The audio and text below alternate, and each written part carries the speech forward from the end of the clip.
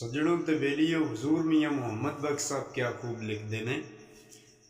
हाय अफसोस न दोष किसे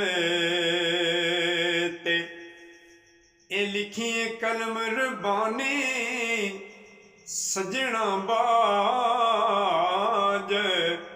यार मुहम्मद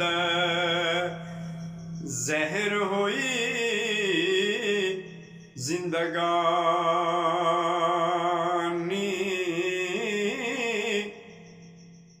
लंबी रात जुदाई वाली सोवरियां दी केड़ा खबर लियावे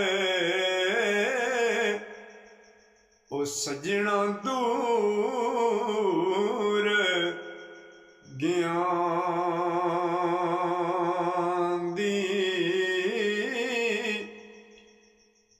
दुनिया डाडी असीं माड़ डर दे उफ नहीं कहंदे टुर गए ने महबूब जिन्हां दे ना जिउंदे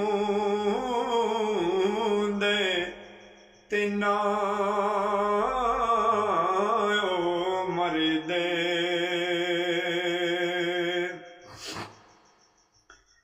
केड़ी गल दा मान है तैनू ते किए तेरे पल्ले 700 साल भावें उम्र होवे